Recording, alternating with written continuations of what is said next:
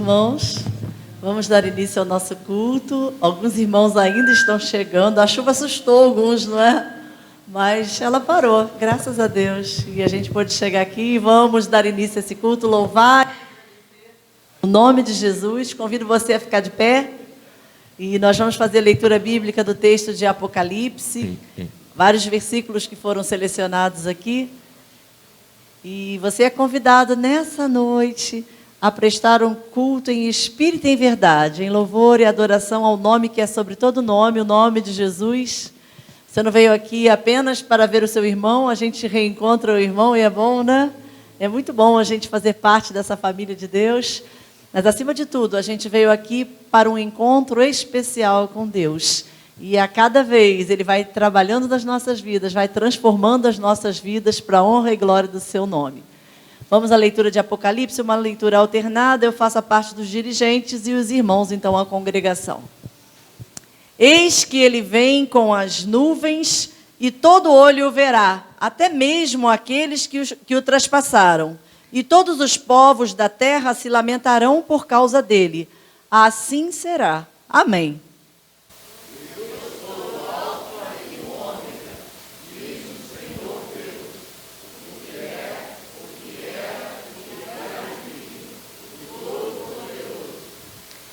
Vi um anjo poderoso proclamando em alta voz: quem é digno de romper os selos e de abrir o livro?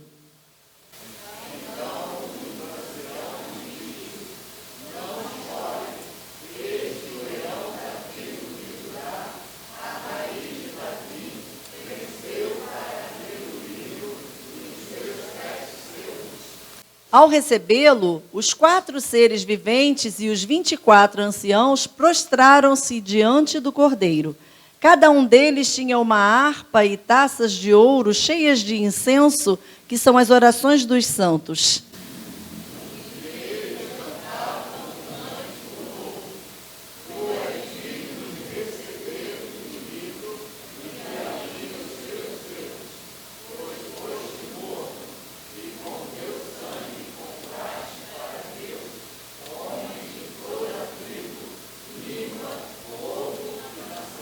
Tu os constituíste reino e sacerdotes para o nosso Deus, e eles reinarão sobre a terra. Esse é um texto do livro de Apocalipse, um livro que foi escrito para que nós pudéssemos ter a certeza de que, apesar das lutas e adversidades que todos nós enfrentamos, o cristão no fim terá a vitória. Apocalipse é o livro da vitória do Cordeiro. Cordeiro de Deus, Jesus, que tira o pecado do mundo. E não só esse nome de Jesus é tratado nesse texto aqui, ele é cheio de simbolismos. A gente tem vários outros nomes de Jesus, Socorro que é nova, né? Tem alguns nomes aqui que são desconhecidos de muitas pessoas, mas nomes de Jesus: Leão da tribo de Judá, a raiz de Davi, o Alfa e o Ômega, o Todo-Poderoso. Todos esses nomes são nomes que a Bíblia usa quando ela se refere a Jesus Cristo, nosso Senhor. Só Ele é digno de receber toda a honra e toda a glória, pois Ele foi morto, como nós lemos aqui, e com o seu sangue comprou para nós, para homens de todas as tribos, povos e raças e nações, com seu sangue, Ele nos trouxe a salvação. Ele derramou o seu sangue por amor a mim e a você.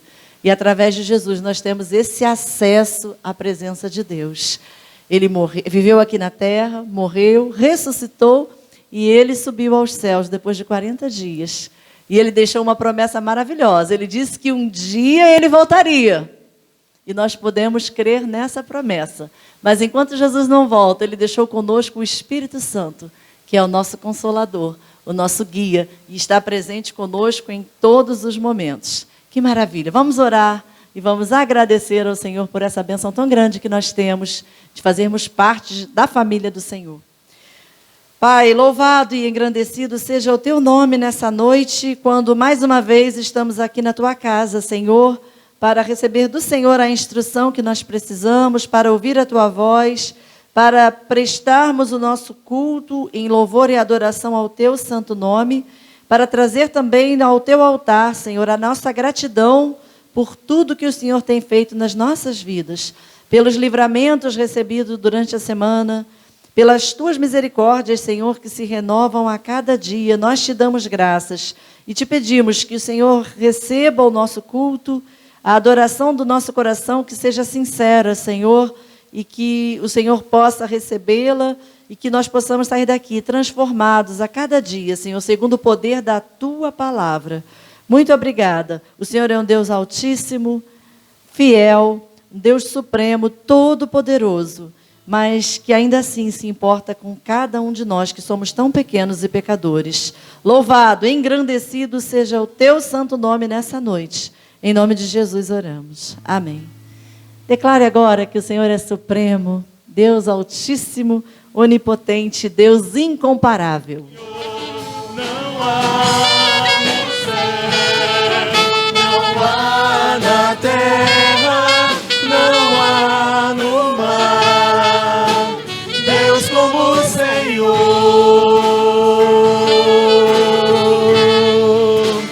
Deus como o Senhor,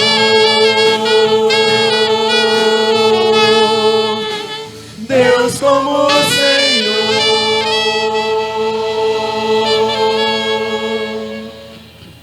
Amém. E quando a gente tem um encontro de verdade com Jesus, aí a gente realmente percebe que Ele é incomparável, todo-poderoso, soberano, Deus Pai, fiel e amoroso. E a gente vai experimentando e vai conhecendo esse Deus cada vez mais, e a gente vai sendo envolvido por Ele e transformado por Ele. E aí, quando os anos passam e você olha para trás, você já é uma nova criatura. Você é uma pessoa diferente, porque o Senhor tem trabalhado na sua vida. Isso não tem preço, irmãos, isso é maravilhoso. Sei que cada um que tem a sua caminhada com Jesus sabe exatamente do que eu estou falando. A gente chega a Jesus do jeito que a gente está, às vezes quebrado, com o coração partido, mas a gente nunca volta da mesma maneira. O Senhor vai curando, vai restaurando, vai transformando. Ele é esse Rei maravilhoso que cuida de nós. Vamos continuar louvando ao Senhor com alegria.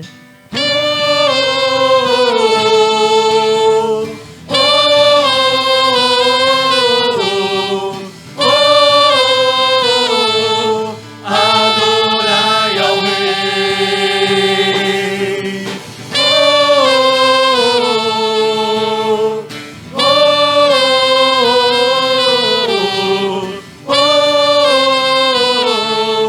Adorai ao Rei. Bendito Deus, o Rei que vem, em nome do Senhor, hosana ao Filho de Davi. Bendito Cristo Salvador, sumo sacerdote, eterno e soberano Rei. Adoremos ao que venceu, celebremos a Deus. Eu abro as portas do meu coração para que entre o Rei da Glória,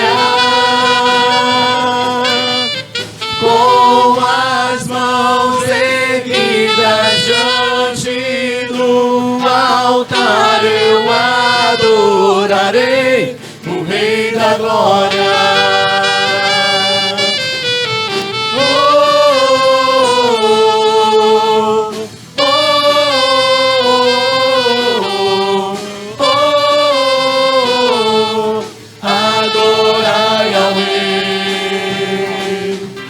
Acabamos de cantar aqui, eu abro as portas do meu coração para que entre o Rei da Glória. Eu não sei se você já abriu a porta do seu coração. A palavra de Deus diz que Jesus está à porta e bate. E se alguém ouvir a minha voz, entrarei em sua casa, cearei com ele e ele comigo. Está lá em Apocalipse esse versículo. A porta do nosso coração só tem maçaneta pelo lado de dentro. O Senhor não arromba, o Senhor não obriga ninguém a servi-lo. Apesar de Rei e de soberano, nós precisamos ir a Jesus por amor. Ele nos convida e bate a porta do nosso coração e espera a nossa atitude, a nossa resposta. Um dia eu abri a porta do meu coração quando eu tinha 15 anos. lá no meu quarto, foi sozinha, minha decisão com o Senhor, de joelhos, chorando, eu abri a porta e eu entreguei a minha vida nas mãos de Jesus. Um dia, cada um de nós precisa fazer essa decisão. Não sei se isso já chegou para você, mas se ainda não chegou, hoje é o tempo aceitável, é o momento em que Deus quer ter esse encontro especial com você, porque quando Ele fizer a chamada, a gente tem que ter certeza que a gente vai poder estar lá no céu, na presença do Senhor. E é esse hino que a gente vai cantar agora, tão bonito, fala, quando Deus fizer a chamada, lá estarei. Você tem essa certeza? A gente só pode ter essa certeza através de Jesus Cristo. Quando Deus fizer chamada, quando Deus fizer chamada, quando Deus fizer chamada, quando Deus fizer chamada, lá estarei. Neste dia glorioso, quando o crente ressurgir e da glória de Jesus participar, quando os salvos triunfantes o saudarem no porvir e fizessem então chamada, lá estarei. Quando Deus fizer chamada, quando Deus fizer chamada, quando Deus fizer chamada, quando Deus fizer chamada, lá estarei. E por fim entronizado, as nações hão de julgar, todos grandes e pequenos, o juiz hão de encarar. E os remidos triunfantes lá no céu irão cantar, venceu o Rei Jesus. Glória, glória, aleluia. Glória, glória, aleluia. Glória, glória, aleluia. Venceu o Rei Jesus. Amém. E a palavra de Deus diz que a fé é a vitória que vence o mundo. E também diz que em Jesus nós somos mais do que vencedores, porque Ele nos amou. Você crê nessa promessa? Você crê que Deus é capaz de transformar mesmo as nossas tristezas para o nosso bem e no final das contas para o nosso lucro, para o nosso ganho, para a nossa vitória? Esse é um Deus incomparável, como nós já falamos aqui. Só Ele é capaz de fazer essas coisas. Irmão, você pode assentar? Nós vamos passar para o nosso momento de dedicação dos nossos dízimos, das nossas ofertas, quando você vai poder trazer aqui um pouquinho daquilo que Deus mesmo tem colocado no seu coração, o que Deus tem colocado na sua mesa também, tem te abençoado. Nós continuamos com a campanha da Cesta Básica, graças a Deus, os irmãos têm colaborado e a gente sempre alcança o que a gente precisa para que várias famílias possam ser atendidas, não é? Fábio, a equipe de ação social da igreja tem feito um trabalho tão bonito e eles não têm como fazer isso sozinhos. A gente dá as mãos e juntos a gente consegue alcançar esse objetivo para a glória de Deus. Então, continuem trazendo, né, as suas ofertas para a Cesta Básica, também o seu dízimo. Nós já lançamos a campanha do nosso programa de energia elétrica solar, né? E o Ronaldo de manhã estava falando sobre isso, está aí, ó, ele colocou. Não é exatamente isso daí, o projeto ainda está sendo feito, mas se Deus quiser nós vamos ter aí nos próximos meses instalados na nossa igreja e a economia é grande na energia elétrica, isso já preparando para a colocação do ar-condicionado. Se Deus quiser, a gente precisa colocar ar-condicionado aqui no salão. E a conta vai cair bastante, né? Quem tem esse painel solar em casa sabe que a conta fica bem baixinha. Então, a nossa igreja teve uma oportunidade única e a gente não está pagando custos de projeto, só o material mesmo. Oferta do irmão Haroldo, né? O marido da Sandrinha. Até orem por ele, que hoje ele estava com febre, estava caidinho, por isso Sandra não veio. Então, vamos orar por ele e vamos orar por esse projeto também, para que a gente consiga levantar os recursos em torno de 29 mil. Mas essa igreja aqui é uma igreja fiel que aceita os desafios e chega até o final. Glória a Deus por isso. Então, a gente já lançou a campanha, você já pode colaborar, pode pegar o envelope lá atrás, colocar o seu dízimo. Se for oferta específica para a energia solar, Você coloca também no envelope e no final, juntos, nós vamos alcançar mais isso para a honra e glória do Senhor. Então, nós vamos cantar esse cântico tão bonito que fala sobre como Deus pode renovar as nossas forças e trazer esperança. Enquanto isso, você pode trazer aqui a sua oferta. Em seguida, nós vamos orar.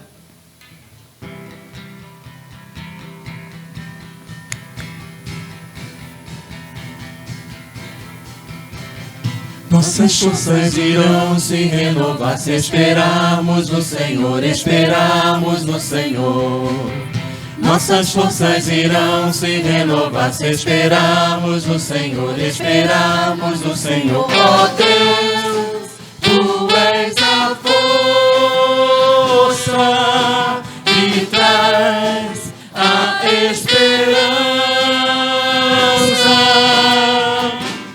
Pois só Tu és o eterno Deus, Tu és o eterno Deus, que nunca irá deixar Teus filhos. Tu és o nosso defensor, o Deus Consolador, nos ergue quando estamos fracos. Nossas forças irão se renovar se esperarmos no Senhor, esperarmos no Senhor. Nossas forças irão se renovar se esperarmos no Senhor, esperarmos no Senhor. Ó Deus, Tu és a força que traz a esperança. Pois só Tu és o eterno Deus, Tu és o eterno Deus, que nunca irá deixar Teus filhos. Tu és o nosso defensor, o Deus Consolador, nos ergue quando estamos fracos.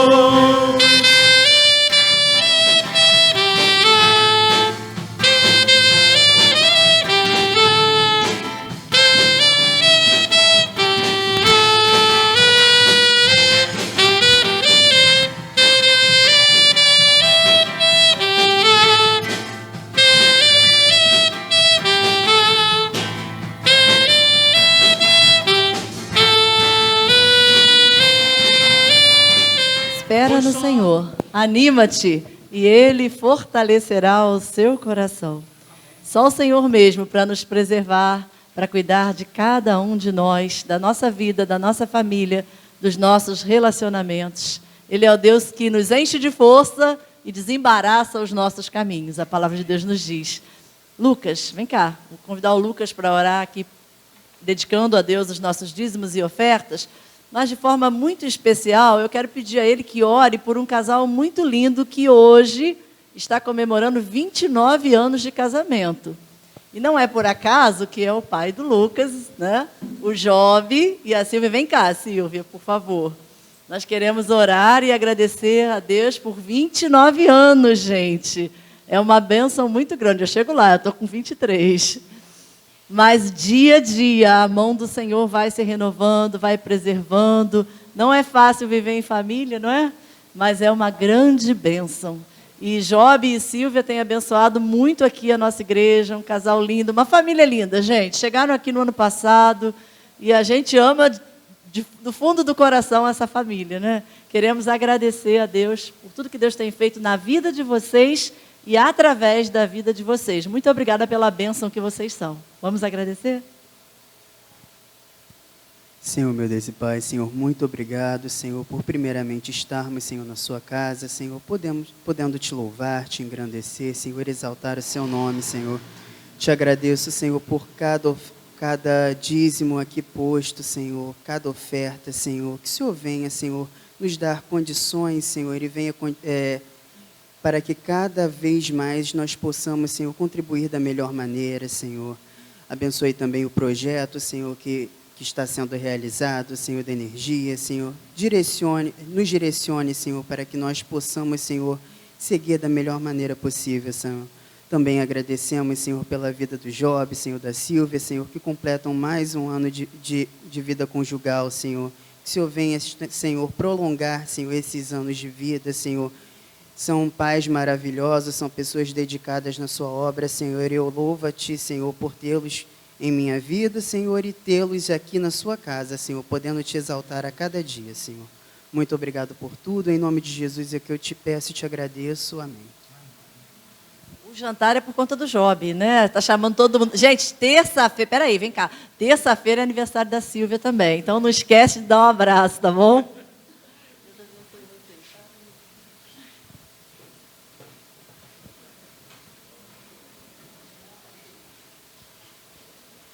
Irmãos, aqui na nossa igreja a gente valoriza esses momentos, né? Quando celebra o casal agora 29 anos, e nós sabemos que é bastante desafiador para os casais, para as famílias. Então, cada ano que a gente pode comemorar, a gente deve agradecer a Deus e reconhecer a sua bondade em preservar, então, os casamentos, as famílias. Então, nós valorizamos isso. E parabéns, então, ao Job e à Silvia. Que Deus abençoe a sua família, Selmo, Lucas, toda a família sejam abençoados e guardados em nome do Senhor Jesus. E eu estou muito feliz nessa noite por ver aqui a pastora Regina, que voltou.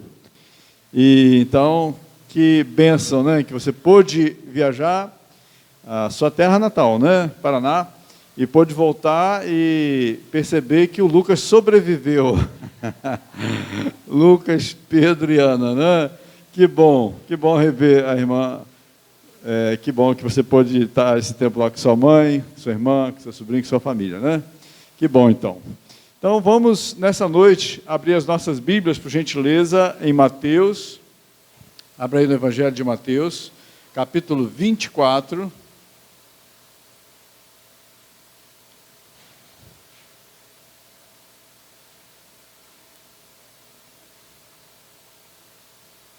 Um dia eu estava conversando com um primo que é evangélico também, e ele, então, fez a seguinte pergunta: por que as igrejas, hoje em dia, geralmente não pregam muito sobre Apocalipse, sobre a volta de Jesus? E aí eu falei para ele: olha, no meu entendimento, é porque abordar temas relacionados com a volta de Jesus, que é chamado na teologia de parousia, né? Isso dá trabalho, porque requer uma pesquisa, né, para se falar sobre sistemas. E, além disso, no Apocalipse há teorias diversas, né, de interpretação. Então, assim, dificilmente alguém vai chegar e trazer uma palestra, uma mensagem, e como se fosse uma palavra final, né, porque as pessoas, elas têm o direito de chegar às suas conclusões de acordo com o conhecimento bíblico geral que nós adquirimos, porque há essas possibilidades de interpretar o Apocalipse de maneira diferente. Então, eu falei para ele isso: eu acho que é porque dá muito trabalho. Você acha que dá trabalho, pastora Regina? Lucas, já pregaram muitas vezes em Apocalipse, a volta de Jesus? A gente ouve poucas mensagens sobre isso, não é? Eu confesso que, durante o seminário, nós estudamos lá, o professor, né, aborda esse assunto, vê aquelas teorias, né, formas de interpretação do Apocalipse e tudo, mas foi depois de formado que eu já, no seminário lá em Duque de Caxias, que é o Seminário Teológico Batista, não sei o nome exato, mas funciona dentro de uma universidade lá em Caxias, que ouvi o pastor Hernando Dias Lopes, e confesso que foi assim um estudo, uma exposição bíblica, não é, bastante coerente, e eu gostei bastante daquela mensagem, daquela palestra, mas não é simples, não é fácil, né? Não podemos ser simplistas diante de um texto complexo, cheio de símbolos, não é? De mensagens, mensagens assim, que a gente hoje em dia tem dificuldade de entender, não é? Porque o texto foi escrito numa época que a igreja estava sendo muito perseguida, e Deus usou a vida de João, não é? Que estava já exilado em Patmos, né, ali diante da Turquia, faz parte da Turquia hoje, uma ilha, e ali então o apóstolo foi usado recebeu aquela visão, não é? Para escrever e assim levar alento e encorajamento para a igreja perseguida. E a igreja tinha sido perseguida por Nero quando Paulo, quando João, né, é morto. Era Nero que estava ali implacavelmente, né, perseguindo a igreja. E quando João escreve, já é Domiciano, é outro imperador, mas assim vai continuar, imperador após imperador, a igreja sendo perseguida. E aí Apocalipse é necessário, como que uma escrita em códigos, para que os cristãos pudessem entender que no final das contas venceriam. Apocalipse é a vitória, descreve a vitória da igreja sobre todo tipo de perseguição, de oposição. E então, assim está ali Apocalipse falando para nós que estaremos um dia na eternidade com o Senhor, onde não há morte, nem dor, nem choro, não há sofrimento.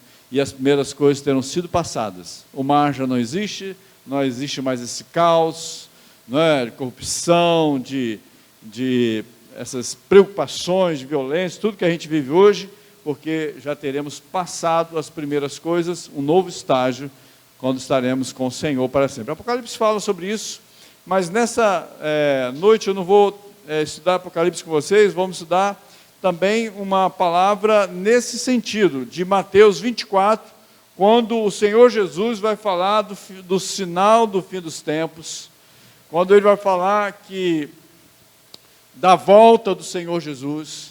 Então eu quero trazer esse texto para compartilhar com vocês, para que vocês estejam melhor preparados, para quando Jesus voltar, não sejam apanhados de surpresa. Então, gente, é muito ruim, né? Imagina você estar na sua casa e aí chega uma visita de surpresa. Os homens não ligam tanto, mas as mulheres, né? A casa não está arrumada. Se tiver criança, então, né? Que deixa fora do lugar, então piorou. Então as mulheres ficam muito incomodadas quando recebem uma visita sem agendamento, né? Tinha um casal que morava aqui na rua 16, com 33, e o senhor um dia me chamou para almoçar lá. Eu cheguei lá e eu falei: Dona Maria José, seu esposo avisou que eu viria almoçar? Ela falou assim: não, meu filho, mas eu já estou acostumado que ele traz todo mundo para almoçar sem avisar. E ela, coitada, se adaptou, né? Mas que não é bom, né? Ser pego de surpresa. E assim, com a volta do Senhor Jesus, a Bíblia diz que, até lemos isso aqui hoje já, que ele voltará sobre as nuvens, né? E todo olho verá. E quando Jesus, ali em Atos, a gente percebe no primeiro capítulo de anjos, né, chegando para os discípulos, falando: por que vocês estão aí olhando para o céu, assim como vocês viram Jesus ascender aos céus, subir aos céus, ele será visto quando ele voltar, né, naquela mesma região de Jerusalém, ali no oeste de Jerusalém, no lugar chamado Monte das Oliveiras. Ele não pisará, né, o chão, que a Bíblia dá a entender que ele voltará sobre as nuvens, e ele resgatará assim os seus, a sua igreja. Mas pode ser que a gente não contemple esse dia aqui na terra, né? Pode ser que a gente já esteja com ele na eternidade. Então, mas de qualquer forma, o Senhor nos escreve, esses ensinamentos estão aqui em Mateus 24, ele nos deixa esse escrito, usando assim Mateus, né, o evangelista, para que pudéssemos estar, então, preparados, estejamos adequadamente esperando a volta do Senhor. Pode ser amanhã, pode ser daqui a 100 anos, não importa, mas que a gente possa viver, vamos dizer assim, hoje como se fosse o último dia, não é? E aí, então, eu acho que vai ser uma forma de nos relacionar com Deus melhor, porque a gente fica nessa expectativa. Ele pode voltar a qualquer momento, eu preciso estar preparado, eu tenho que estar, como servo do Senhor, ligado nisso daí, eu não posso estar distraído. Então, preparados para a vinda de Jesus, Mateus 24, já abriu sua Bíblia, nós vamos ler aqueles versículos indicados ali, e depois eu vou complementar com um texto da segunda carta do apóstolo Pedro, que vai falar para aqueles que acham que já passou muito tempo, que a palavra promete a vinda de Jesus e ele não vem, como aqueles discípulos no caminho de Emaús, né, voltando de Jerusalém, desiludidos, conversando um para o outro, quando Jesus se aproxima e eles falam, hoje já é o 3º dia que ele morreu e nada aconteceu. Eles estavam assim, sem expectativas, né? E quando Jesus então parte o pão, entra na sua casa, parte o pão, eles então têm os seus olhos abertos, seu coração é aquecido pela companhia de Jesus, e eles então percebem que é o Senhor ressuscitado. Então, nessa noite nós vamos ler Mateus 24, depois um texto de Pedro, para entendermos o Senhor nos ensinando, o apóstolo Pedro falando, e outras partes mais da Bíblia que nos advertem que devemos estar adequadamente prontos para a volta do Senhor Jesus. Quando Ele vem, nós não sabemos, mas Ele virá, e é bom que a gente esteja preparado. Então, a palavra do Senhor, Mateus 24, versículo 3 a 14. Tendo Jesus se assentado no Monte das Oliveiras, os discípulos dirigiram-se a Ele em particular e disseram, dize-nos quando acontecerão essas coisas, e qual será o sinal da sua vinda e do fim dos tempos? Jesus respondeu, cuidado, que ninguém os engane, pois muitos virão em meu nome, dizendo, eu sou o Cristo, e enganarão a muitos. Vocês ouvirão falar de guerras e rumores de guerras, mas não tenham medo. É necessário que tais coisas aconteçam, mas ainda não é o fim. Nação se levantará contra nação, e reino contra reino. Haverá fomes e terremotos em vários lugares. Tudo isso será o início das dores. Então eles os entregarão para serem perseguidos e condenados à morte, e vocês serão odiados por todas as nações, por minha causa. Naquele tempo, muitos ficarão escandalizados, trairão e odiarão uns aos outros, e numerosos falsos profetas surgirão, e enganarão a muitos. Devido ao aumento da maldade ou iniquidade, o amor de muitos esfriará, mas aquele que perseverar até o fim será salvo. E este evangelho do reino será pregado em todo o mundo, como testemunho a todas as nações, e então virá o fim. Versículo 36. Quanto ao dia e a hora, ninguém sabe, nem os anjos dos céus, nem o Filho, senão somente o Pai. Como foi com Noé, nos dias de Noé, assim também será na vinda do Filho do Homem. 42 agora. Portanto, vigiem, porque vocês não sabem que dia virá o seu Senhor. Mas entendam isso. Se o dono da casa soubesse a que hora da noite o ladrão viria, ele ficaria de guarda e não deixaria que a sua casa fosse arrombada. 44. Assim vocês também precisam estar preparados, porque o Filho do Homem virá numa hora em que vocês menos esperam. Vamos dar uma parada aqui no versículo 44, depois a gente vai continuar com outro texto. Mas, então, o que nós queremos aqui, diante dessa pergunta, duas perguntas que os apóstolos, os discípulos estão fazendo para Jesus, é aprender com a resposta que Ele nos dá, para que nós possamos ficar mais conectados com Ele, mais espertos, né? Porque muitas coisas estão acontecendo nos dias de hoje, e a gente muitas vezes está distraído, está tão ocupado, talvez a gente não está percebendo os sinais que mostram que a vinda do Senhor está se aproximando. Não sabemos se é daqui a 1000 anos, um dia, e a gente não sabe, mas a certeza é, se Deus falou, Ele cumprirá. E isso o apóstolo Pedro vai ensinar, baseado nessas palavras, nessas profecias, nessas promessas do passado que Deus cumpriu e está cumprindo. Quando então Jesus voltará? Dize-nos, Mateus 24, 3, os discípulos falando, dize-nos, quando acontecerão essas coisas? E aí Jesus fala, o dia e a hora são desconhecidos. Quanto ao dia e a hora, ninguém sabe, nem os anjos dos céus, nem o Filho, somente o Pai, em Mateus 24, 36. E aí então, é uma palavra assim que é muito clara, porque o Senhor, ele está dizendo assim, ele não está enrolando, né? Não está querendo enganar ninguém. Ele fala assim, ó, ninguém sabe o dia e a hora, mas vigiem, preparem-se, não sejam pegos de surpresa, não estejam tão distraídos, tão ocupados, que vocês estejam vigilantes, que vocês se mantenham alertas, não é? Então, uma das palavras assim, que Jesus orienta e ordena na Bíblia, enquanto ele, durante 3 anos e meio, ministrou, passando aqui pela terra, era orem, vigiem, vigiai e orai. Então, essas palavras andam juntas, né? E Jesus repetidamente enfatizou isso para os discípulos, para os apóstolos, para quem ele pregava. E isso é muito válido para nós hoje, porque vivemos num mundo em que essa grande dificuldade de maturidade cristã hoje é a distração, de um lado. De outro, muita ocupação, porque as pessoas precisam trabalhar para isso, para aquilo. Então, se trabalha muito, ficamos distraídos em busca de prazer, satisfação, entretenimento, tanta coisa que são oferecidas, são muitas propostas.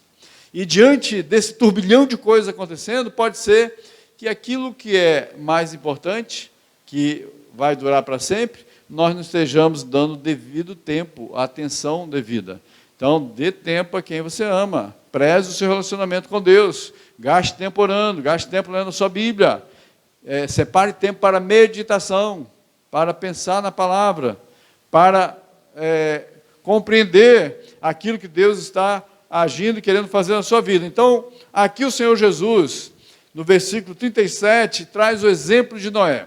Olha, Mateus 24, 37, que ele diz: como foi nos dias de Noé, assim também será na vinda do Filho do Homem, que é uma expressão, Filho do Homem, relativa a Daniel. Tinha esse termo lá em respeito à vinda de Jesus.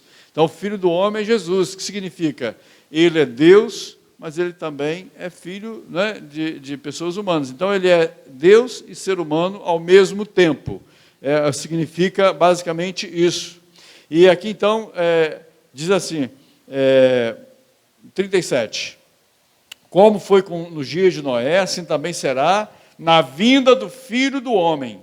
Pois nos dias anteriores ao dilúvio, o povo vivia comendo e bebendo, casando-se, dando-se em casamento, até o dia em que Noé entrou na arca. E eles nada perceberam até que veio o dilúvio e os levou a todos. Assim acontecerá na vinda do Filho do Homem. 2 homens estarão no campo, um será levado e outro deixado, 2 mulheres estarão trabalhando no moinho, uma será levada e outra deixada. Portanto, vigiem, porque vocês não sabem em que dia virá o seu Senhor. Mas entendam isso, se o dono da casa soubesse quando viria o ladrão, ele montaria a guarda, vigiaria. É o exemplo do caso do vigia, se soubesse, né, quando o ladrão vem. Por isso que os irmãos colocam câmeras em casa, né? Alguns colocam alarmes, né? Fase seguro de carro, de casa, etc. Por quê? Você está, de maneira previdente, você está supondo que possa acontecer de um ladrão, né, bater e querer levar o seu bem. Então, você vigia, você acaba tendo esse trabalho, um custo a mais, para não ser pego de surpresa. Então, assim o Senhor traz essas ilustrações aqui, tanto de Noé, no seu tempo, quando as pessoas estavam bebendo, casando-se, fazendo tudo normalmente, e não estava nem aí, né, para se arrepender, e a maldade cresceu tanto naquela época, que o Senhor, de maneira assim, indignada, ele resolveu, então, trazer juízo sobre a terra. E aí, então, traz o dilúvio. Então, vejam esses exemplos para que possamos ser despertados e não sejamos pegos de surpresa. Então, gente, uma história fantástica que eu e Mônica, uma vez fomos ver um filme, e ela prefere filmes românticos, e eu prefiro filmes históricos, épicos ou de guerra, né, coisas assim. E, assim, um filme que tem a ver com a Segunda Guerra Mundial é Pearl Harbor, né? Se você não viu, é um filme que tem os dois, né, guerra e romance.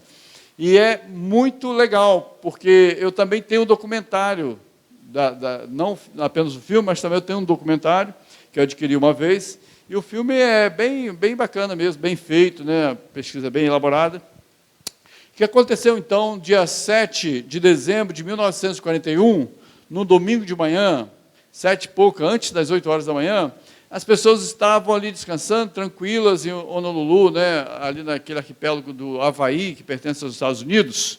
E ali, então, haviam dezenas de navios, encoraçados, submarinos, mais de 300 aviões, tudo ali, né, tranquilo, as pessoas relaxando, descansando, dormindo, e, de repente, eles foram pegos de surpresa, porque o Japão não havia declarado guerra aos Estados Unidos. Tanto é que, depois, eles foram considerados, né, crime de guerra, porque eles bombardearam aquele porto ali, aquela base naval, sem declarar guerra aos Estados Unidos. E, então, no dia 8, os Estados Unidos, o presidente Roosevelt, né, vai declarar guerra ao Japão. Mas aconteceu que todo mundo ali, tranquilo, olha, no documentário eu percebi isso, tem essa informação. E eles estavam testando um tipo de radar, estava em teste, e eles detectaram, ali naquela base, foi detectado que um avião, alguma coisa estava se aproximando, mas eles não deram bola para isso. Achavam que era um avião amigo, né, retornando para a base, alguma coisa assim, e não acreditaram que seria uma agressão, um inimigo, e eles continuaram tranquilos ali, e eles foram bombardeados, e assim as baixas foram de 2.335 pessoas que foram mortas, fora mais de 1.000 que ficaram ali doentes, ficaram feridas, né, daquele ataque. 2.335 pessoas mortas, 1.143 feridos. E dezenas, né, de encoraçados, rebocadores, cruzadores, enfim. Foi uma destruição terrível, fora além das perdas humanas, porque ali naquela base, vamos dizer assim, numa época de guerra, eles não estavam ainda em guerra, mas era uma época de guerra, né? E eles foram, então, atacados e pegos de surpresa. Para mim, isso ilustra muito bem, né, a nossa vida, que temos já sido avisados, sabemos que nós temos um inimigo, né? Sabemos que no mundo nós temos um ambiente tão hostil ao Evangelho. Nós sabemos, então, que nós não estamos nesse mundo para um piquenique, que nós não somos daqui, nós somos cidadãos dos céus, estamos de passagens, por aqui estamos de passagem. Então, diante de tudo, todos os avisos, de todas essas condições, diante de toda oposição, diante de tudo que nós temos experimentado, nós não podemos ficar assim muito acomodados, muito relaxados. Tem uma palavra dura do apóstolo Paulo, quando ele escreve aos Efésios, que ele fala: desperta, tu que dormes, levanta-te dentre os mortos, e Cristo te iluminará. Gente, essa palavra é muito bem-vinda para nossas igrejas hoje, para nós mesmos, hoje, porque tantas coisas nós fazemos, tantas coisas experimentamos, e isso tem nos deixado anestesiado quantas vezes? E a gente não está percebendo, né, que a volta do Senhor possa estar próxima. E aí, às vezes, até a gente está assim descrente. Né? Acho que Jesus vai demorar, que Ele não está próximo de vir. E aí a gente leva, muitas vezes, uma vida negligente na oração, no estudo da palavra, né, no compromisso que a gente tem com o Reino de Deus. E aí a gente precisa aprender com esses ensinamentos que o Senhor Jesus, aqui em Mateus 24 e em toda a Bíblia, nós podemos ter. Então, leia a Bíblia, estude os Evangelhos e esteja alerta, né, para que você não seja pego de surpresa de nenhuma forma. Então, que você possa estar aí mais conectado com o Senhor Jesus, que você possa, então, compreender que Ele voltará qualquer dia desses, e que a gente possa ter essa alegria e satisfação de se encontrar em obediência ao Evangelho, aos mandamentos, nos apropriando e desfrutando das promessas de Deus para nós também, não é? Então não é só mandamento, não é só promessa. A gente precisa conhecer as promessas, usufruir delas, nos apropriar delas, mas precisamos também nos submeter e obedecer aos mandamentos que Deus tem para nós, e a gente aprende isso estudando a palavra, as Escrituras. Bom, se Jesus então está dizendo quando, ninguém sabe, estejam preparados, vigiem. De outra forma, a segunda pergunta que eles fazem para Jesus é essa: e qual será o sinal da tua vinda e do fim dos tempos? Segunda pergunta. Jesus, então, vai responder essa pergunta do versículo 3, e aí o Senhor Jesus vai nos ajudar, né, falando dos sinais.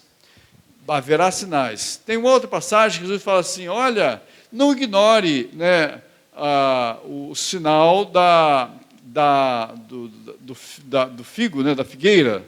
Quando os seus brotos se renovam, né, as folhas caem, vêm novas folhas, está próximo o verão. Tem até uma musiquinha de criança, que lá em casa a gente... Deve ter o CD lá que a gente comprou na época que Elisa era pequena, né? Da Bia Bedran, conta história para criança, canta para criança, né? Ela, acho que é de Niterói, e ela falava assim: quando a cigarra, né, começa a cantar, é que está chegando o verão. Ela é um sinal, né? E Jesus fala isso: olhe para a figueira, suas folhas caem e brotam, vêm novas folhas, está próximo o verão. Ou seja, Jesus está dizendo assim: antes dele voltar, haverá sinais, acontecerão sinais. E ele vai então descrever aqui, em Mateus 24, alguns sinais. Então, como, né? Ou qual será o sinal? E aí Jesus traz uma lista, ele diz, né, no versículo 4 de Mateus 24, ele vai falar assim para nós: pois muitos virão em meu nome, dizendo, eu sou Cristo, e enganarão a muitos. Então, hoje em dia, a gente sabe que muitos têm se levantado dizendo ser o Cristo. Até morreu um há poucos anos atrás, né, que morava nos Estados Unidos, que andava pelo mundo aí, e fundou uma seita chamada Crescendo em Graça. Né? Meu primo acabou congregando lá um tempo, depois saiu de lá decepcionado. E aquele pastor, um baixinho, que acho que ele era latino, vivia nos Estados Unidos, ele então andava pelo mundo, chegava nos aeroportos, arrebanhava multidões. No Rio de Janeiro, 1000 pessoas esperando o Cristo. E ele se dizia o Cristo na terra. E pregava heresias.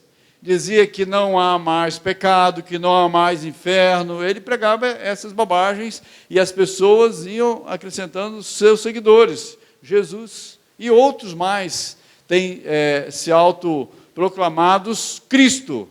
Mas Jesus já adverte aqui: olha, levantarão homens dizendo, eu sou Cristo. Não acredito nessa bobagem. Isso é um sinal de que está próximo o fim do mundo. Né? Guerras e rumores de guerras, no versículo 6. Fomes e terremotos. Passa lá, Rafael, por favor. Fomes e terremotos, versículo 7. Tem havido, né, muitas catástrofes. E a gente não entende, né? Pessoas questionam a Deus, por que deixar tanta gente sofrer, né? Lá na Tailândia, em 2010, se não me engano, aquele maremoto terrível, avassalador, né? Destruindo milhares de pessoas atingidas. Então, muita fome, muitas calamidades, muitas coisas acontecendo, e Jesus lista isso como sendo sinais. Então, veja, se você vai dirigir, vai pegar uma estrada, daqui para um outro estado, daqui para uma outra cidade, e se você ignorar os sinais, você está pondo em risco sua família, outros motoristas e pessoas, porque você está ignorando os sinais, que um engenheiro, né, antes pensou naquela curva, naquela inclinação, na largura da pista, tudo isso, e resolveu colocar ali marcas, sinais, para que quem dirigisse, passasse por ali posteriormente, pudessem ser alertados de que havia, né, aquelas condições, perigos, e se você respeitar, certamente que você vai se dar bem, né? De maneira geral é assim. Então, pessoas se odiariam, né, perseguidos por minha causa, né? A gente conheceu um pastor da China, que ele trouxe um vídeo para nós, lá na igreja presbiteriana em São Francisco, ainda na época do pastor José Rodrigues, e ali então, aquele pastor, Benjamin Wong, o nome dele, ele trouxe o vídeo e apresentava assim um local de culto com muitas pessoas, era uma conferência de pastores, missionários, alguma coisa assim, e ele, então lá uma pessoa falava assim, quem aqui já foi preso 10 vezes? Um monte de gente levantava as mãos. 5 vezes, outra multidão. E pessoas, a maioria ali, já tinham sido presas, né, lá na China. E a gente sabe que é uma igreja perseguida lá na China, no Iraque, no Irã, Afeganistão, Paquistão, toda aquela região, né, na Turquia, em vários lugares, hoje mesmo, atualmente, né, nós temos pessoas sendo mortas, pessoas sendo presas, a igreja está sendo perseguida em diversos países do mundo hoje. E Jesus está dizendo assim, serão perseguidos por minha causa. Versículo 9. Falsos profetas, né? No versículo 11 ele vai falar sobre isso aqui. Olha o que diz aí. E numerosos falsos profetas surgirão, enganarão a muitos. O que você acha, Lucas? O Lucas é especialista em, né, conhece, vê lá no YouTube, na televisão, falsos profetas, né? Que de vez em quando comenta alguma coisa assim, de aberrações, né? Tantas distorções do Evangelho, tantas falácias, mentiras estão sendo pregadas de maneiras enganosas hoje na televisão, através da internet, dentro das próprias igrejas também. Então, hoje você olha assim, tem 100 igrejas, maravilha, né? E quando você vai assim, a um culto e vai checar, vai conhecer de perto, você percebe assim que talvez, vamos chutar aí, 10% está pregando o Evangelho, o resto está falando bobagem. Está enganando as pessoas, estão explorando as pessoas, manipulando as pessoas. São falsos profetas, que vão chegar um dia para Jesus e falar, olha, no seu nome nós expulsamos demônios, fizemos sinais, maravilhas. E qual será a resposta de Jesus para os falsos profetas? Capítulo 7 de Mateus. Para trás de mim, porque eu não vos conheço. Eu pergunto a vocês, onde essas pessoas estão atuando? Num centro espírita ou dentro de uma igreja? Lá a gente já sabe quem está operando. Mas elas estão enganando a muitos dentro das igrejas hoje. Então Jesus já nos advertiu, falsos profetas, muitos. Bom, agora a gente percebe pela internet também, né, dá mais assim, a gente pode conhecer mais, mas acho que nunca houve tantos, né? Há 30 anos atrás surgiu nos Estados Unidos, né, essa teologia da prosperidade, depois isso vem para cá, não é? Para o Brasil também, isso prolifera de uma forma tão avassaladora que até pastores, assim, renomados, acabou entrando nessa escola de prosperidade. A gente não quer falar nomes aqui, não devemos falar nomes, mas vocês conhecem bem pessoas conhecidíssimas que acabou entrando por essa linha de prosperidade, de barganha, né, de mercantilismo religioso. Então, hoje é muito comum isso, e o Senhor Jesus já nos adverte, os apóstolos já falavam sobre isso, pessoas não querendo ouvir a verdade, elas elegeriam para si, concurseiras, né, no ouvido, elas elegeriam para si líderes que lhes falassem conforme a sua conveniência. Então, a pessoa fala, seus problemas acabaram, né? Você não tem que ser empregado, tem que ser patrão, essa bobagem toda que se fala por aí, isso Paulo fala aos Gálatas, né? Olha, se outro vier trouxer outro evangelho aqui, um anjo dos céus, ou até mesmo eu, que seja amaldiçoado. Não aceitemos outro evangelho, somente aquele que está na palavra. Então, cheque as Escrituras, seja um crente bereano, não apenas acredite em tudo que você ouça mas que você possa ir ao texto bíblico e confira se realmente está exato aquilo que você está recebendo na escola bíblica, numa mensagem, num vídeo no YouTube, qualquer forma que chegue a você, que você possa checar isso. Há falsos profetas, Jesus disse, e aí está no versículo 11. Falsos profetas surgirão e enganarão a muitos. Devido ao aumento da maldade, o amor de muitos esfriará. Você acha que a maldade está aumentando ou não? Gente, a violência leva todos os anos milhares de pessoas no nosso Brasil. Fora mais outros milhares que se perdem no trânsito.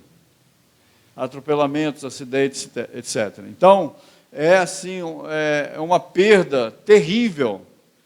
Para você que já conheceu uma pessoa que passou por isso, ou um parente, você sabe como é triste, é uma tragédia para a família perder uma pessoa assassinada. É terrível. E você só poderá saber da dor quando, né, tiver um parente, alguém muito próximo de você, porque senão é só uma chatística, não é? Mas é todo ano, é todo dia. Então, diz aqui, né, no versículo 12, devido ao aumento da maldade, o amor de muitos esfriará. E o amor tem se esfriado. Nós temos nos tornado mais egoístas, mais individualistas. Né? Nós nos importamos com o nosso bem-estar e da nossa família. Então, está ótimo.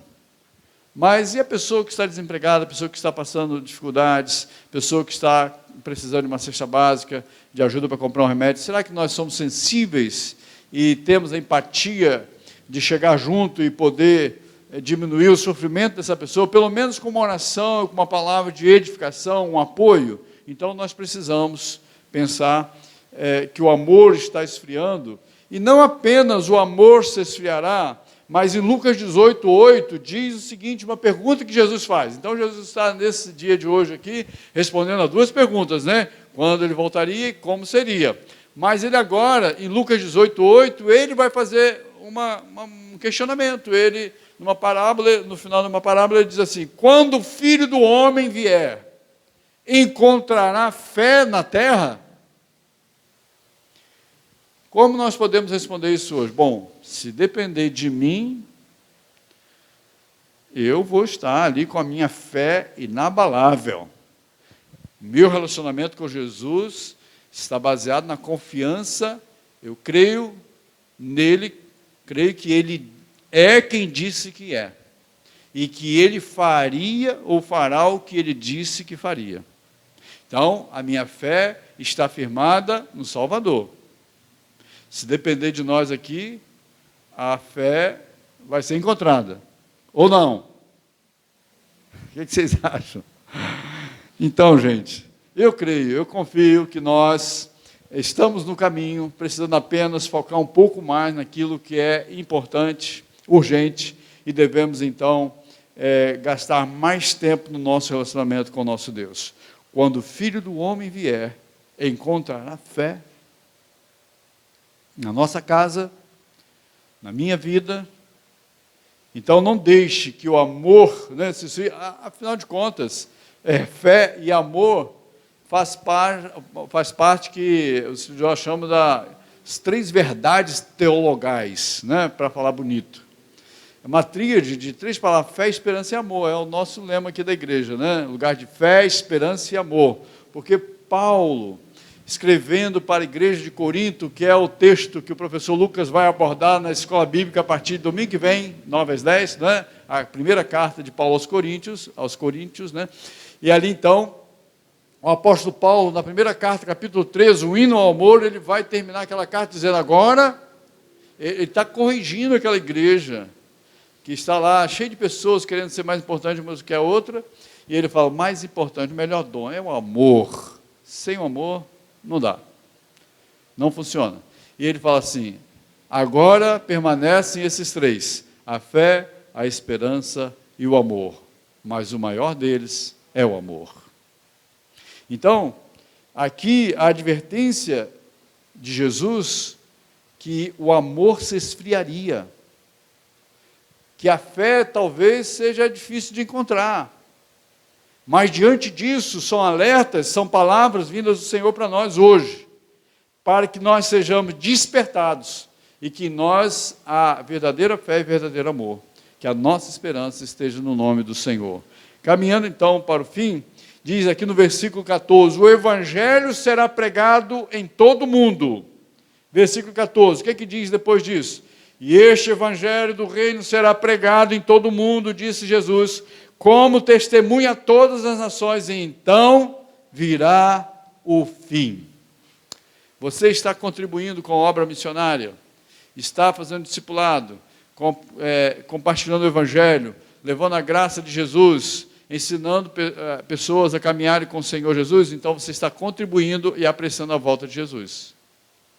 E você receberá uma coroa, uma recompensa por isso. Sabia disso? Há uma recompensa para aqueles que amam a volta do Senhor Jesus, que promove o reino de Deus a ponto de mais pessoas, mais nações sejam alcançadas mais rápido para que ele possa voltar, porque aqui Jesus diz, esse evangelho do reino será pregado em todas as nações, então virá o fim. Ainda está faltando um pouco, não é? Mas que nós possamos orar e possamos contribuir. Amós 4:12 diz assim, portanto, prepare-se para encontrar-se com o seu Deus, ó Israel. Então, aqui, da parte do profeta, uma palavra de encorajamento para contribuir, dizendo, olha, esteja preparado, prepare-se para encontrar-se com seu Deus, que você não seja apanhado de qualquer maneira. O apóstolo Paulo diz que sejamos encontrados como bons despenseiros no reino de Deus, ou seja, nós somos aquele mordomo, aquele responsável pela casa, o dono da casa que tem todo o trabalho, né, de edificar, de adquirir, de investir, nós apenas administramos. E o que se requer de nós é que sejamos bons despenseiros, que nós possamos cuidar bem, administrar adequadamente os recursos e tudo que Deus tem nos dado, os dons que Ele tem nos dado. Então, que nós, conforme Paulo diz, sejamos achados como bons despenseiros. Não desperdice seu tempo, não desperdice sua vida. Eu trago a ilustração que eu gosto, não é? Que quando, deixa eu ver aqui, a data, quando foi construído o Taj Mahal, na Índia, que é uma das consideradas foi considerada recentemente 7 maravilhas do mundo moderno. Talvez alguém não saiba, mas aquilo foi construído em homenagem, né, a uma das esposas do imperador, que ele muito amava, e quando ela deu à luz ao 14º filho, o sobrenome dela é Mahal, né, e essa mulher, chamada Mumtaz Mahal, ela então morreu em decorrência desse 14º gravidez, né, ao dar à luz esse filho, e aquele imperador então amava tanto essa mulher, e dizem que essa é uma das maiores provas de amor. Ele então, né, guardou os restos mortais dela e teve um projeto, um sonho, construir um mausoléu tão bacana que pudesse assim demonstrar o seu amor por ela. E aí o que aconteceu? A obra, né, que durou de 1632 a 1653, com a mão de obra de 20 mil homens trazidos de outras partes, lá do Oriente para a Índia, todo de mármore branco, né? O imperador Shah Jahan, então, construiu aquela obra faraônica para honrar sua esposa. Só que conta-se a história que, durante a obra, um operário acabou tropeçando numa caixa de madeira, que eram os ossos, os restos mortais daquela mulher, e aquilo já estava atrapalhando no canteiro de obra. Então, consultaram lá o chefe, né, e falou assim, pode descartar isso aí, está atrapalhando, pode jogar fora essa caixa aí. E lá se foram, né, os restos mortais da mulher que estava sendo homenageada. Enfim, a obra foi feita, ficou bacana, hoje é um ponto turístico, talvez o mais importante da Índia, não é? e aquilo que era o principal foi descartado durante os afazeres, diante da mão de obra, do trabalho, né, todo aquele esforço. E aplicando isso na nossa vida hoje, será que a gente não está também deixando para segundo plano aquilo que é mais importante? Então, diante disso, o apóstolo Pedro ele vai falar assim, olha, não se esqueçam da palavra do Senhor, que disse, né, que trouxe aquele julgamento na época de Noé, e o mundo foi destruído como foi, porque a palavra de Deus se cumpriu. Então, Pedro, ele, para combater os incrédulos e aqueles que debochavam dos que acreditavam na volta de Jesus, Pedro vai na sua carta e fala isso no capítulo 3, diz assim, olha, o Senhor não tarda a sua vinda. Na verdade, por sua paciência, por sua graça, Ele quer que mais pessoas sejam salvas. Então, irmãos, o que ele diz é que devemos estar vigilantes e não pensemos que Deus vai descumprir a sua promessa, a sua palavra, mas Ele cumprirá. Então, o apóstolo Pedro, ele dá essa advertência. Então, que não sejamos distraídos demais, pois se Deus não poupou os anjos que pecaram, mas os lançou no inferno, né? Ele não poupou o mundo antigo quando trouxe o dilúvio sobre aquele povo ímpio, cheio de pecados. E aí, vemos, portanto, que o Senhor sabe livrar os piedosos da provação e manter em castigo os ímpios para o dia do juízo. E Ele vai nos ensinar que a sua promessa será cumprida. O dia do Senhor, porém, virá como ladrão, diz 2 Pedro 3, versículo 10.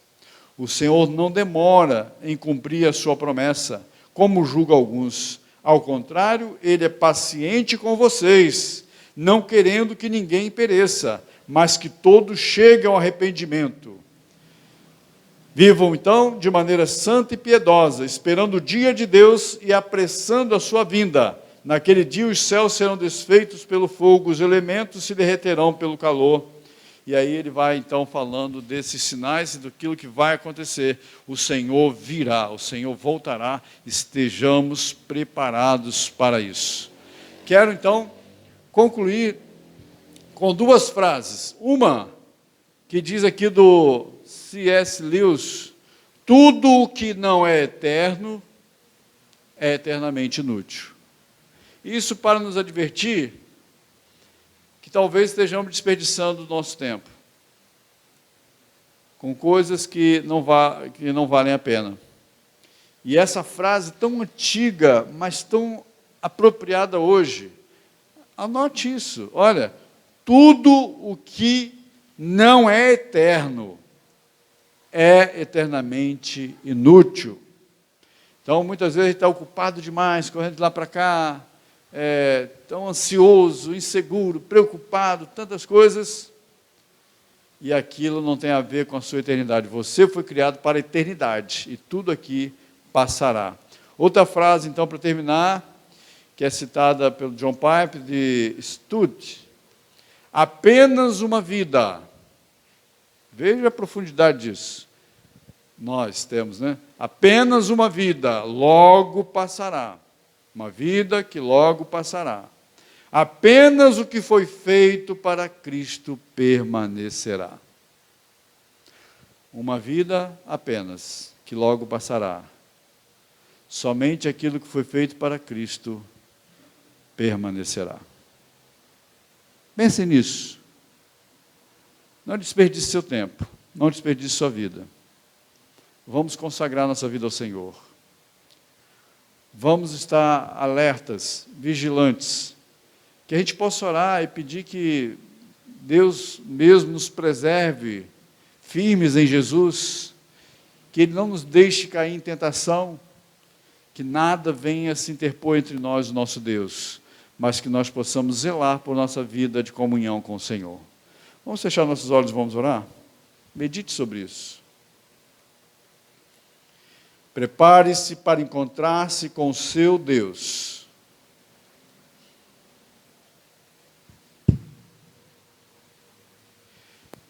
Senhor, nessa noite damos graças pela palavra aberta.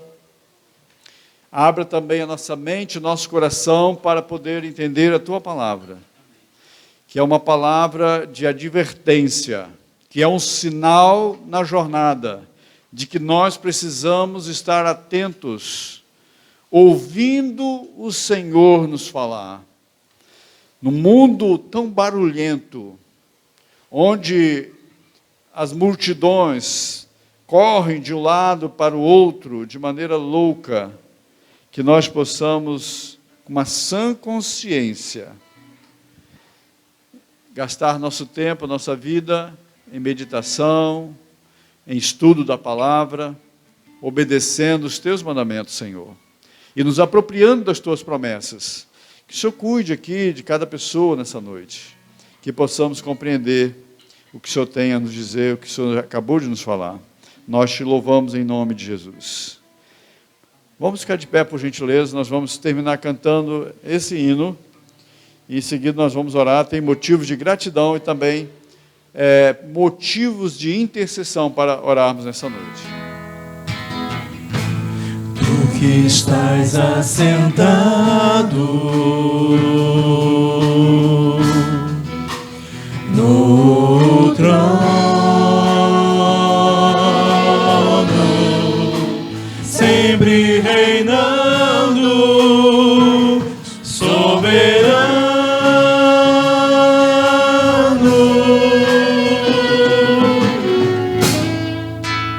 anjos cantando, homens louvando, Deus reunido com seu povo, Alfa, Ômega, Cristo, Filho, ó vem, ó vem, ó vem, Senhor Jesus.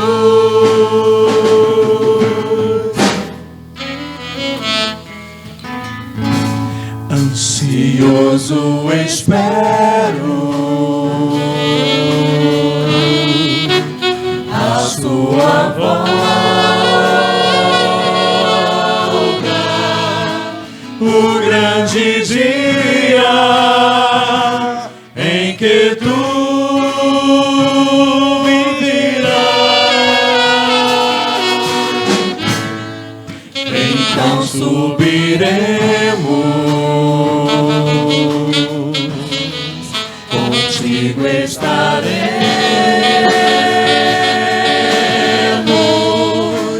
para sempre. Aleluia.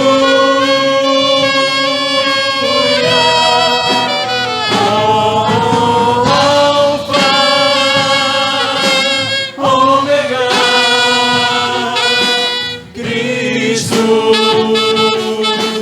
Filho, ó vem, ó vem, ó vem, Senhor Jesus. Maranata, Cristo, Filho,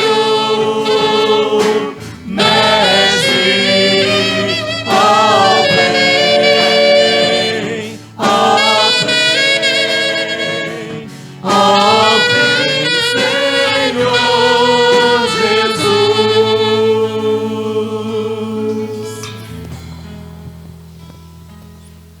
Maranata, quer dizer, salve Jesus, vem Jesus. Que nós possamos nesta noite demonstrar esse nosso anseio e desejo, que Ele volte, e que Ele salve a muitos, que Ele use a nossa vida. Nós vamos orar então pelos irmãos que estão enfermos. Vamos continuar orando pela irmã Jussiane e o irmão dela internado, Eduardo. Vamos orar pela Janete, pelo Marcelo, pelo Clóvis. tantos irmãos que estão enfermos, nós devemos orar. E eu vou pedir a pastora Regina que vem aqui, por gentileza, orar por isso, pelos enfermos, e agradecer o Ronaldo, irmão do Renato, lá em Brasília, né, fez tratamento de quimioterapia, radioterapia, e graças a Deus agora voltou ao médico e está bem, está livre do câncer. Nós louvamos a Deus pela vida do Ronaldo, é o irmão do Renato, também a mãe da Darlene, né, que já está bem. Graças a Deus, porque Deus tem curado, Deus tem ajudado os nossos irmãos. Não deixem de orar em suas casas. Orem todos os dias pelos nomes que são apresentados aqui nas quartas, sextas, né, 19h30, nossos cultos de oração, e também nos cultos de manhã e à noite. Então nós trazemos, irmãos, para que vocês orem pelas famílias enlutadas. Vamos pedir que o Espírito Santo continue trazendo o consolo, o alento. E agradecer que o Pedro já está bem, não é? Está aí, já com os pontos já sarados, né? Ele que sofreu um pequeno acidente, está bem. Então, vamos orar pelos que estão precisando trabalhar, vender, né, no comércio, profissionais liberais, para que Deus abra as portas, prospere os nossos irmãos, Regina. Então, vamos orar, pedindo que Deus abençoe o lar, a casa de cada um dos nossos irmãos aqui. Por gentileza. Vamos orar. Glória a Deus. Senhor, é com muita alegria, meu Pai, que nós podemos estar em comunhão com os nossos irmãos e te agradecer, Senhor, por tudo que o Senhor tem falado conosco nesta noite e com toda certeza durante todo este dia. Meu Deus, nosso Deus e nosso Pai, olha para cada um, Senhor, que está enfermo. Se porventura tem alguém aqui também com alguma dor, algum desconforto, algum problema de saúde que está enfrentando, que o Senhor possa nesta noite, meu Deus, visitar, traz a tua cura, Senhor, tira toda a dor, tira todo o desconforto, Senhor, visita os familiares, aqueles que estão precisando, meu Pai. Meu Deus, olha para cada nome que o pastor mencionou, Senhor, até mesmo aqueles, meu Deus, que nós não falamos, que nós não podemos nos lembrar nesta noite, que o Senhor possa visitar aqueles que estão viajando também, Senhor. Se tiver membros da tua igreja que estão a caminho de suas casas, na estrada, no trabalho, meu Deus, visita a tua igreja com a tua cura, meu Pai, porque nós temos testemunhado que o Senhor é um Deus que cura, é um Senhor que sara, e é um Senhor que nos livra e nos liberta. Traz a tua cura, Senhor, nos livra, Pai, de tudo aquilo, Senhor, que tem trazido dor, que tem trazido tristeza nas nossas famílias, Senhor, que nós possamos sair daqui com a certeza que o Senhor está curando, que o Senhor está visitando, e nós queremos te louvar em nome de Jesus. Amém? Pastor, eu posso falar rapidinho? O Senhor orou bastante pelo meu pai, que teve problema do pé, e um dos motivos mais sérios que eu fui para a viagem foi por causa do meu pai. Ele fez uma nova cirurgia também, e aí eu fui tão preocupada com ele, quando eu cheguei lá, meu pai estava muito bem, e eu fiquei muito feliz. Eu estava muito preocupada, irmãos, que eu falei, se caso ele venha a falecer, eu não vou poder, né? Depois eu vou ficar com aquele sentimento. Falei com meu esposo, ele falou assim, eu te apoio, pode ir. Teve outros motivos também, mas o principal era esse, que eu não podia nem mencionar. Quando eu cheguei lá, meu pai está muito forte. Eu fiquei muito feliz, eu queria dizer isso na igreja. Obrigada. Irmão, pode sentar por um minuto. O professor da classe de casais, a Cláudia e o Guto, então, tem um convite. Isso. Boa noite, irmãos. A nossa classe de casais ela está se reunindo todos os domingos às 18 horas. Uma coisa muito importante que eu quero falar para os irmãos é a questão do livro que nós vamos passar a estudar a partir de domingo que vem. Né? É um livro que vai ter uma base em cima daquele filme A Prova de Fogo. Né? E é um livro que tem 40 lições para nos ensinar a trabalhar o amor na vida conjugal. É um desafio do amor, o nome do livro é Desafio. Então, assim, realmente casamento é algo desafiador. E no domingo agora, às 17h30, ao invés de nós nos reunirmos às 18 horas, mas nós vamos nos reunir às 17h30 para que nós não possamos chegar atrasado no culto. Nós vamos nos reunir na minha casa para assistir o filme A Prova de Fogo. E você está convidado. E o meu convite se estende a você que, de repente, está aqui na igreja e a sua esposa não está te acompanhando.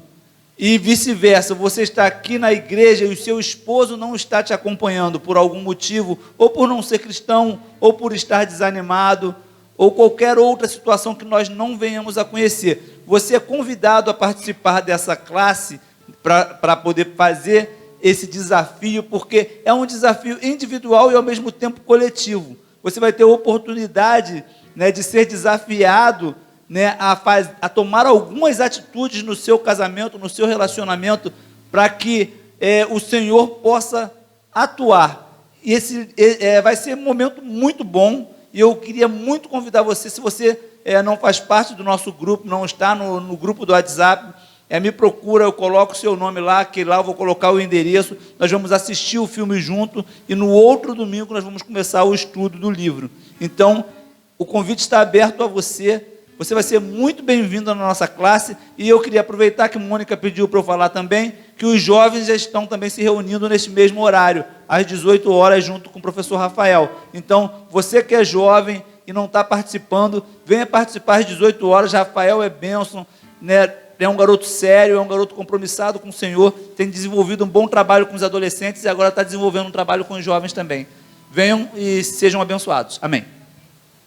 Então, está aí o convite para nós. Irmãos, desejo uma semana maravilhosa, que você possa voltar em paz para casa, que Deus abençoe todo o trabalho de suas mãos, seja uma semana de bênção. Vão em paz em nome do Senhor Jesus.